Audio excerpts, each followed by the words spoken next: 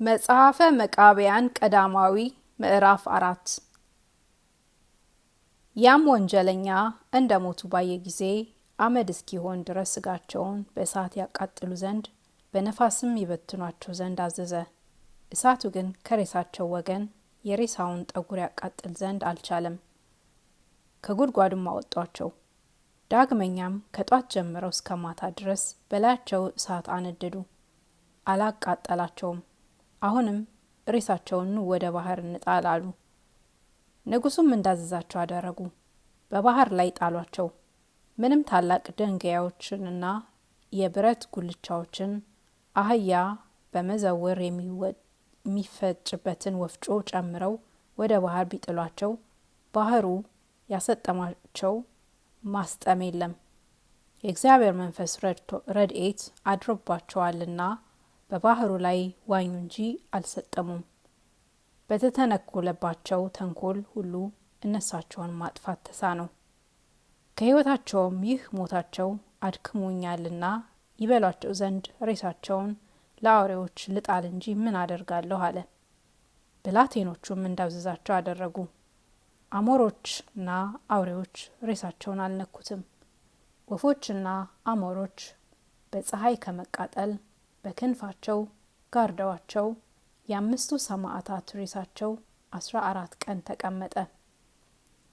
ባዩአቸውም ጊዜ ሰውነታቸው እንደ ፀሐይ አበራ። ብርሃን ድንኳኑን እስኪ እንዲከብ መላእክትም ሬሳቸውን ከበቡት። ምክርን መከረ፣ የሚያደርገውን አጣ። ከዚህም በኋላ መቃብር ቆፍሮ የአምስቱን ሰማዕታት ሬሳቸውን ቀበረ። ያንንም የእግዚአብሔር ሕግ የዘነጋ ንጉስ ሌሊት ባልጋ ተኝቶ ሳለ አምስቱ ሰማዕታት ተቆጥተው ሰይፋቸውን ይዘው ሌሊት በፊቱ ቆመው ታዩት። ሌሊት በወንጀል ወደ ቤቱ የገቡ መስሎታልና ከእንቅልፉ በነቃ ጊዜ ፈርቶ ከልፍኝ ወደ አዳራሽ ይሸሽ ዘንድ ወደደ። የወነጀሉትም መስለው የሚገሉት መስሎታልና ፈርቶ ጉልበቱ ተንቀጠቀጠ። ስለዚህ ነገር ጌቶች ምን ትወዳላችሁ? እኔስ ምን ላደርጋላችሁ? አለ። በእሳት አቃጠልኸን፣ የገደልኸን እኛንም በባህር ላይ ይጥሉ ዘንድ ያዘዝ እኛ አይደለምን? ብለው መለሱለት። ስላመነበት እግዚአብሔር ሰውነታችንን ጠብቆናልና እኛን ማጥፋት ተሳነህ። በሱ ያመነ ሰው አይጠፋምና ለእግዚአብሔር ክብር ምስጋና ይገባውና ያመነበት እኛም በመከራው አላፈርንም። እንደዚህ ያለ ቅጣት እንዲያገኘኝ አላወቅሁምና ክፉ ነገርን ስላደረግኩባችሁ ፈንታ ምን ዋጋ ልስጣችሁ? ሰውነቴን በሞት እንዳትወስዱ በሕይወት ሳለሁ ወደ ሲኦልም እንዳታወርዱኝ አሁንም የምሰጣችሁን ዋጋ ለዩልኝ። እኔ በድያችኋለሁና የአባታችሁ የእግዚአብሔር ሕግ ርኅራኄ ስለሆነ ኃጢአቴን ይቅር በሉኝ አላቸው። እነዚያም የከበሩ ሰማዕታት ክፉ ነገርን ስላደረክብን ፈንታ እኛስ ክፉ ነገርን አንከፍልህም፣ በነፍስ ፍዳ የሚያመጣ እግዚአብሔር ነውና ፍዳንስ የሚከፍልህ ፈጣሪያችን እግዚአብሔር አለ። ነገር ግን ለእውቀትህ ማነስና ስለ ልቦናህ ድንቁርና እኛ ደህነኞች እንደሆንን ተገልጠን ታየንህ። እኛስ የገደልንክ መስሎክ ድህንነትን አዘጋጀህልን። የጣዖቶችህን ካህናትና አንተ ግን ለዘላለሙ መውጫ ወደ ሌለባት ወደ ገሃነም ትወርዳላችሁ። ለምታመልኳቸው እንደ ምራቅ የተናቃችሁ ስትሆኑ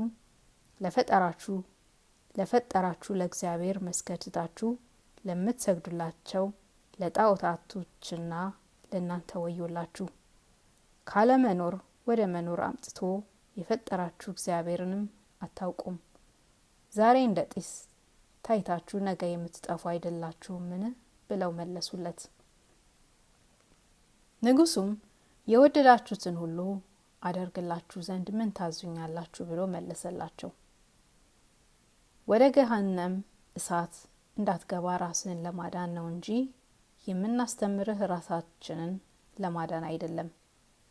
ጣዖቶቻችሁ ልቦናና ነፍስ እውቀት የሌላቸው የሰው ልጅ የሰው እጅ የሰራቸው ብርና ወርቅ ደንጊያ እንጨት ናቸውና እነርሳቸውም ግን አይገሉም፣ አያድኑም፣ ወዳጃቸውንም አይጠቅሙም፣ ጠላታቸውንም አይጎዱም፣ አያዋርዱም፣ አያከብሩም፣ ባለጸጋም አያደርጉም። እያደኸዩም ከሰው አንዱ ይድን ዘንድ በማይወዱ በአጋንንት ስልጣን እናንተን ያስታሉ እንጂ አይነቅሉም፣ አይተክሉም። እናንተ የሰራኋቸው ስትሆኑ እነርሳቸው የፈጠሯችሁ የሚመስሏችሁ እናንተ ልበ ደንቆሮች፣ ይልቁንም እናንተ ያሉት ሰዎች ከሞት ይድኑ ዘንድ አይወዱም። የሰይጣንና የአጋንንት ስልጣን አድሮባቸዋልና በባህረ ገሃነም ውስጥ ይሰጥማችሁ ዘንድ እንደወደዳችሁ ነገርን ይመልሱላችኋል። አንተ ግን ይህንን ስህተትህ ትተህ ፈጣሪያችን እግዚአብሔርን አምልከው፣ ነፍሳችንን እንጠቅማት ዘንድ ይህም ስለ ሞት ፈንታ ዋጋችሁ ይሁን አሉት። እርሱ ግን ደንግጦ ፈጽሞ ያደንቅ ነበር። አምስቱም ሁሉ ሰይፋቸውን መዘው ታይተውታልና ፈራ። ስለዚህም ነገር ሰገደላቸው። እንግዲህስ ትቢያ የሆኑ ሙታን ከሞቱ በኋላ በእውነት እንዲነሱ አወቁ። እኔ ስለ ሞት ጥቂት ብቻ ቀርቶኝ ነበር። ከዚህ በኋላ ከዚያ ከንጉሱ ፊት ተሰወሩ። ከዚያች ቀን ወዲያ ፈጽሞ ትዕቢተኛ የሚሆን ያ ጽሩ ጻይዳ ሬሳቸውን ማቃጠል ተወ።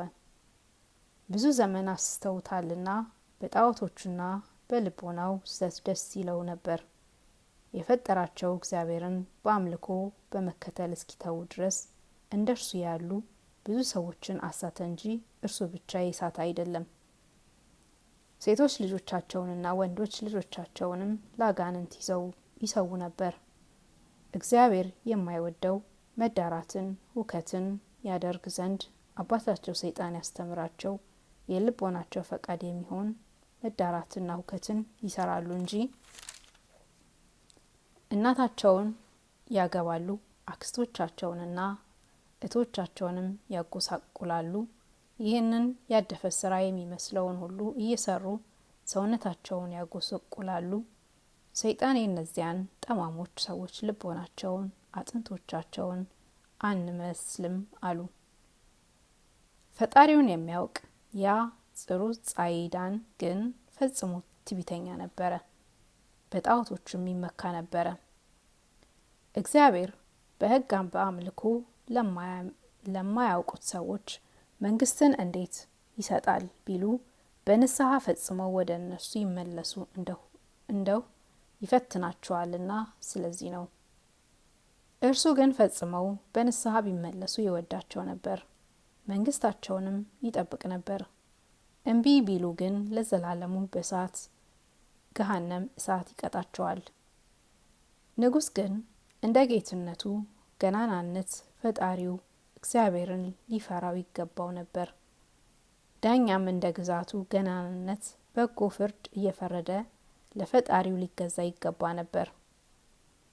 ሽማግሎችና አለቆችም ራቅ ማሰሪያዎችንና ጥቃቅን ነገስታትም እንደ ጌትነታቸው ብዛት መጠን ለፈጣሪያቸው ሊታዘዙ ይገባ ነበር። ፍጥረቱን ሁሉ የፈጠረ የሰማይና የምድር ጌታ እርሱ ነውና የሚያደኸይ ባለጸጋ የሚያደርግ በምድርና በሰማይ ሌላ ፈጣሪ ስለሌለ የሚያከብርና የሚያዋርድ እርሱ ነው።